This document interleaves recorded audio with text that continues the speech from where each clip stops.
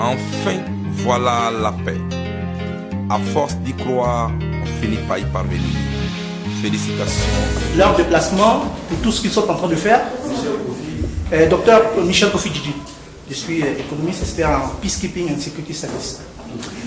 Et je disais tout à l'heure que je remerciais la délégation pour le travail qu'elle est en train d'abattre pour que la Côte d'Ivoire retrouve sa sérénité, sa paix. Mon intervention est un appel que je voudrais lancer à la délégation. Le président, dans son intervention, a parlé à maintes reprises d'échanges, de formation, de franchise. Et comme disait Lénine, à l'origine de la révolution, il y a la pédagogie dans l'éducation.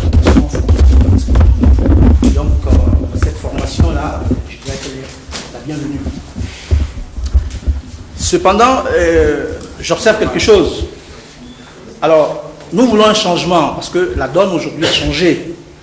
Nous voulons de l'innovation, nous voulons naturellement des éléments nouveaux, et tout cela, pour que nous puissions atteindre l'objectif que nous savions tous. Alors, changement, je pense qu'il ne faudrait pas que changement signifie écarter du revers de la main ce qui avait été déjà fait ou ce qui a été déjà fait. Parce que le président économiste, il sait que pour décider, il faut avoir l'information. Et si on n'a pas l'information, souvent, on prend des décisions erronées. Je donne un exemple banal, mais qui a son sens. Si vous prenez aujourd'hui un sac de riz et un computer que vous présentez à une maman de 80 ans, elle va vous choisir le sac de riz. Pourquoi? Parce qu'elle a l'information sur le sac de riz. Elle n'a pas l'information sur le computer. Donc, je voudrais encore dire au président que nous voulons le changement, nous voulons l'innovation, mais qu'il essaie d'avoir les informations pour pouvoir mieux décider, pour ne pas créer, voilà un malaise au sein du groupe et tout ça. Je vous remercie. Et je salue aussi monsieur le conseiller et tous les représentants qui sont là. Vraiment, je suis content et je veux vraiment partager ce moment de joie étant ivoirien 100%, avec tous ceux qui sont là. Quand je dis ivoirien 100%, c'est parce que je suis fier d'être ivoirien. Et je n'ai pas honte de ma patrie. Et je salue la franchise du président tout à l'heure dans ses interventions. Et c'est ce que nous voulons. Il faut que l'ivoirien soit franc. Parce qu'on aime trop se cacher, sans montrer ce que nous sommes réellement. Il faut que la vérité soit sur les lèvres des Ivoiriens. Alors, ma demande est celle-ci. Dans ces temps-ci, il y aura en Côte d'Ivoire les élections municipales. Ah, ça a commencé? Ah, ok. Non. Donc, ma demande est celle-ci. Le président a lancé un appel aux résistants et aux militants de ne pas se mêler dans cette mascarade. Ce que je veux savoir, est-ce que son appel a été entendu? Parce qu'il ne faudrait pas que l'Ivoirien que nous sommes, c'est-à-dire qu'ils vont faire les choses à double face, on jette un discrédit sur leur lutte demain. Parce que quand des gens vont se glisser pour aller voter, pour dire qu'ils protègent leur vie, ou bien ils protègent, je ne sais pas, quelque chose, il ne faudrait pas que ça soit vraiment... que ça ne tue pas le travail. Moi, vraiment, je suis d'avis avec ça. Saluer les autorités qui ont fait l'effort maximum de risquer l'avion et venir nous trouver dans notre KGB ici. Nous en souffrons depuis longtemps, notre présence en Europe. Ce n'est pas une œuvre facile. nous sommes nous aussi en prison. Vivre en Europe pour un Africain, c'est être en prison. Doublement en prison aujourd'hui pour nous, les patriotes, qui sommes tout le temps dans les rues, filmés, vous le voyez, et puis présentés au dictateur duquel nous sommes en train de parler, et qui ne nous laisse plus la porte ouverte en Côte d'Ivoire. Moi, je fus arrêté à l'aéroport de Port-Bouilly. La chance, c'est que, connaissant les autorités italiennes, avant que je n'arrive chez le commissaire, j'ai été libéré. Il ne veut pas me dire qui l'a appelé. J'ai dit, tu as la chance. Et voilà comment les choses se passent. Je suis vêtu en tenue de la Côte d'Ivoire. C'est ma fierté. Malgré mes 35 ans ici en Italie, c'est ma fierté. Et je vais y rester, fier de la Côte d'Ivoire. Donc, merci les frères et merci Grand Oudin que nous croisons toujours à La Haye. Je voudrais préciser par rapport au dit du président, soyons francs et sincères. C'est ce texte-là qui m'a plu énormément quand le président parlait. Mais y a-t-il une franchise et une sincérité entre les patriotes et le FPI en Italie? Ailleurs, je ne sais pas. Mais ici, en Italie, je vous dis, écho, la réponse, vous l'avez. Seul le FPI, section Florence, Prato et Impoli, qui a pu se jumeler aux patriotes depuis lors jusqu'à aujourd'hui. En cela, je ovationne notre secrétaire de section assis derrière. Je suis aussi en orange, blanc, vert comme moi. Je l'ovationne. Et là, ici, on est vraiment un. On a réussi en Toscane à être un. Et je vous donne les preuves. Il y a eu plusieurs marches à La Haye où j'y étais. En France où j'y étais. Mais il se trouve que quand les patriotes fixent par rapport au CEPAD, à la COPADI, au NPR, un rendez-vous à La Haye, les FPI défixent. Ne se présentent pas. On a toujours ces palabres de où ça part, nous ne savons pas. Quelles sont les raisons, nous ne savons pas. Arrivons en Italie. Monsieur Alassane Dramane Ouattara venait ici en Italie. Frère Dano est là présent. Je fus voté comme président pour organiser la marche en Italie contre la venue de ce préfet de France. Mais vous savez qui va créer les problèmes? Je ne cache pas le soleil avec ma main. Je suis connu comme Baguidi, je resterai Baguidi, mais mon nom c'est docteur architecte Nguessan Kwame Célestin, architecte naval. Je ne suis pas l'homme de la rue. J'ai eu tous les problèmes durant une semaine avec le représentant FPI, en l'occurrence Frère Dano.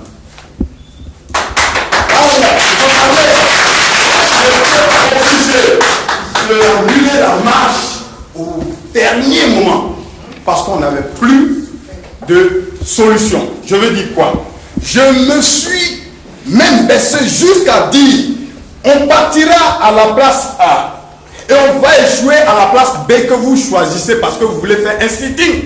Mais si on ne fait pas de marche, on n'aura pas parlé au public italien parce qu'ils ne sont pas regroupés quelque part. C'est quand on traverse les rues qu'on bloque les rues, comme nous venons de faire ce matin. Vous voyez que je ne me suis plus déshabillé, comme nous venons de faire ce matin, que nous pourrons parler à ce peuple-là. Parce qu'eux, ils ne sont pas prêts à s'asseoir et nous attendre quelque part. Effectivement, résultat, 33 personnes au sitting du FPI. Pour toute l'Italie, où nous sommes 20 000 habitants, 22 000 Ivoiriens. C'est une honte. Je ne suis pas Dieu. Où nous les patriotes, nous avons participé avec toutes les forces possibles. Et ils ont vu la marche, ils ont vu le nom que nous étions. Je ne fais que faire appel aux pauvres Ivoiriens. Nous n'avons pas un lieu où échouer. Nous n'avons pas un lieu de départ. Ils refusent de marcher pour qu'on échoue chez eux. Vous voulez le sitting à place A, on va arriver au pas. On quitte là-bas, on arrive chez vous. Et puis on fait maintenant tous ensemble le sitting. Vous voyez, c'est pas pour polémiser, mais c'est important. Parce que si Dramane Ouattara a gagné les élections, c'est parce qu'il avait le texte des Européens. Voilà. Il a gagné par rapport au texte des Européens. Mais sinon, Draman Ouattara, on le sait, il n'a pas gagné les élections, la Constitution a voté notre président. Laurent Gbagbo, vous voyez que je l'ai libéré et je l'ai le chapeau. C'est le président que nous connaissons, c'est Laurent Gbagbo. Au titre de personne neutre, hein, j'en viens aux questions. Qu'est-ce que le FPI, le patron suprême du FPI, qui est le professeur Mbiaka, pourra faire pour que les patriotes, dans tout le monde entier, parce que nous on ici, mais on saisit aussi en France, on saisit par ailleurs, les patriotes et le FPI, pour lequel nous les patriotes qui sommes rien, nous sommes les hommes de la rue, luttons pour que le FPI revienne au pouvoir. Nous on est en bas pour vous soulever. Mais pourquoi alors vous que nous soulevons, vous devez tout le temps nous piétiner, nous combattre, alors que la bataille n'est pas ici, ça est à Abidjan. Bravo.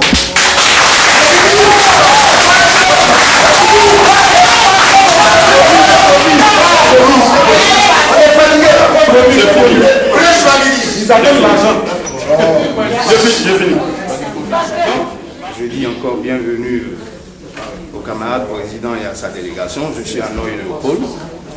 Alors, ma question, c'est plutôt une préoccupation, est la suivante. Elle rejoint un peu celle du deuxième intervenant, dans le sens qu'elle parle des élections couplées municipales et régionales qui se tiennent présentement. Je sais que le FPI a lancé un mot d'ordre de boycott pour ces élections-là, qui devraient être suivies. Mais alors, n'est-il pas, ou bien n'était-il pas inopportun que monsieur le camarade président, en cette période-là, se retrouve hors de la Côte d'Ivoire? C'est moi qui le pense, hein, pendant qu'il ait besoin que ce mot d'ordre soit suivi, et qu'il y ait aussi un rapport peut-être de taux de participation à ces élections à livrer.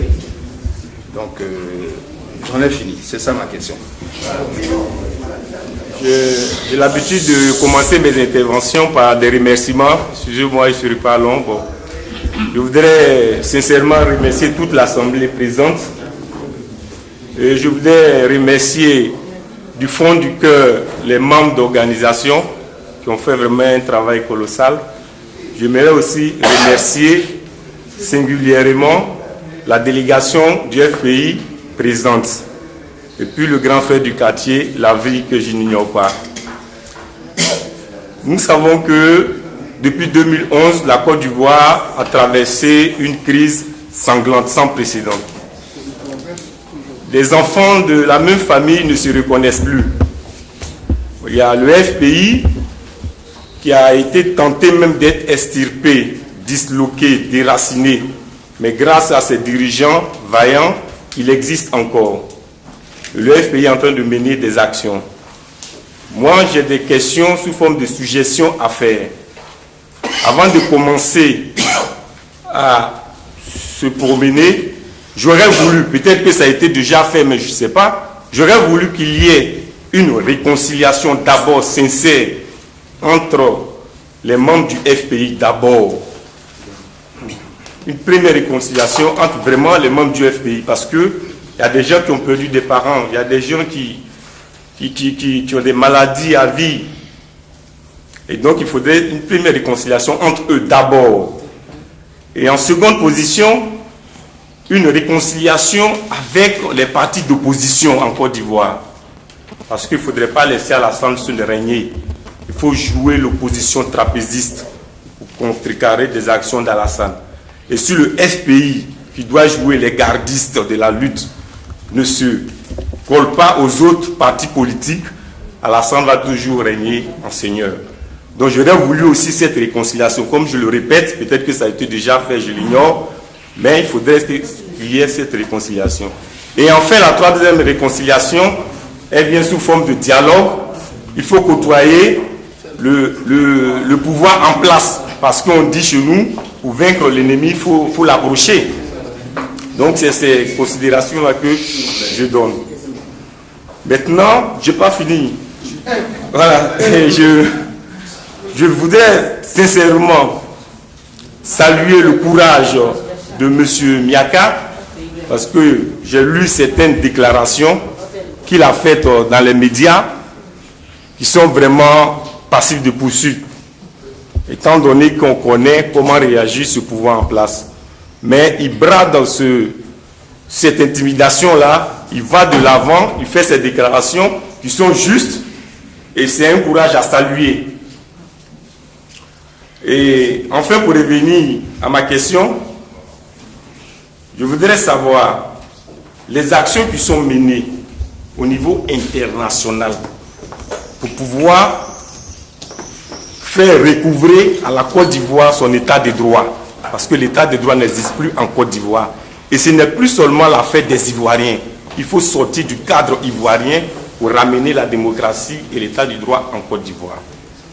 Ma dernière question, malheureusement, c'est une question un peu amère, mais je vais la poser. Au cas où le président Gbagbo ne sortirait pas et que la haine décidait d'aller au procès, quelle serait la nouvelle attitude à adopter, nous la diaspora? Je vous remercie. J'ai remarqué que j'ai l'impression, comme il a souligné lui-même, que nous sommes obligés de fréquenter, de collaborer avec François Hollande, sans lequel nous ne pouvons pas trouver une issue à notre histoire. Eh bien, ça c'est bien, ça c'est une technique. C'est une technique.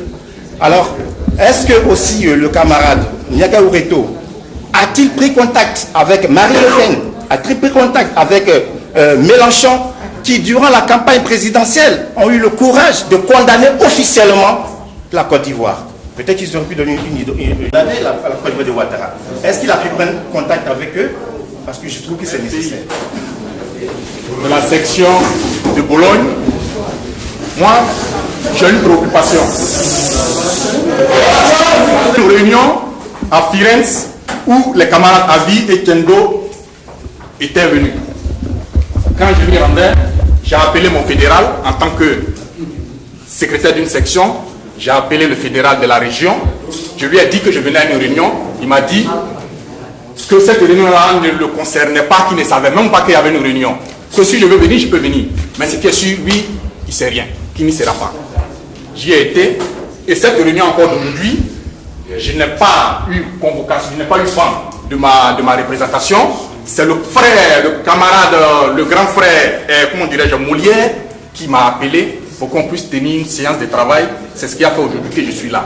Alors, ce que moi je voudrais savoir, ce que je voudrais demander, est-ce que les camarades du bureau qui viennent nous voir ici en Italie, est-ce avec la caution de la direction du pays, ou bien ils viennent en balade et puis ils profitent pour tenir des réunions avec nous? Comme ça, quand nous, on va s'y rendre, on sait pour qu'on s'y rend, pour ne pas rentrer dans les conflits avec notre hiérarchie. C'est la question que je voudrais poser. De ces questions-là, parce que j'avais le feu, mais vous avez été très habile, vous avez répondu déjà à la question. Ce que je veux poser, c'est après tout ce, comment dirais-je, ce travail, la solidarité, prenons les représentations. L'Italie est un noyau où on peut faire du tout. Mais seulement, si on n'arrive pas à refaire, parce que le pays en Italie ici, là, après Zadi, je ne vois personne. Zadi Baka, les gars, ils ont tout fait, parce que Zadi, il a implanté le FPI. Quand on disait que le Zadi, tu te fatigues, parce que le FPI ne viendra jamais au pouvoir, il est parti. Il dit, je le fais. Voyez-vous. Bon, après Zadi est arrivé le frère. Mais moi, en politique, depuis que je suis ici, dans les débats politiques, j'utilise deux mots. L'immobilisme politique. Ça dit que tu ne vas pas devant, tu ne vas pas derrière. Et puis l'usure politique. Ça dit mon visage est là, tout le monde voit, mais je ne fais rien, je ne vais pas devant. Tu fais quoi là? Quand on parle, non, mon père il est ici, c'est ici, lui qui m'a. On ne veut pas ça. Alors prochainement, c'est que je veux. Il faudrait qu'on annule ici. Non, qu'on n'annule pas, mais je veux dire qu'on recommence notre représentation. Parce qu'il faut, quand on dit il faut réconcilier les Ivoiriens de l'Italie, c'est pas l'Italie, mais de toute l'Italie, il faut les réconcilier. Parce qu'on a pris l'arrogance. C'est à travers l'arrogance qu'on prenait pour te dire que tu n'étais rien. Et ça a créé un problème au sein de l'Italie et du RPI. Alors ce que je demande, il faudrait, je ne suis pas contre quelqu'un. Ce que je veux, il faudrait qu'on confie notre parti ici, la représentation, à 3 personnes qui vont recommencer à zéro, qui vont réconcilier eux-mêmes candidats. Quand on aura fini, on dit, monsieur le président Miaka, voilà notre produit. C'est que nous avons produit nous-mêmes. Ce n'est pas produit que je suis produit de quelqu'un, celui qui est en prison ou bien... Non, parce qu'on travaille pour lui. Parce que ici, là, à Bologna, c'est une ville, c'est la ville rouge, comme l'île en France. Mais je n'ai jamais vu. Et puis on a eu la chance que le représentant, il est à Bologna. Non, je n'ai jamais vu l'image de Gbagbo. Mais il faut affronter les universités, il faut parler avec les Italiens, puisque les Italiens, on peut leur enseigner leur langue même. Je ne sais pas de quoi on a peur. Voyez-vous, donc on a des atouts ici. Il faudrait qu'on recommence ce machin. Mais sinon, je ne suis pas contre quelqu'un. Voilà. Enfin, voilà la paix. À force d'y croire, on finit par y parvenir. Félicitations à tous les Ivoiriens.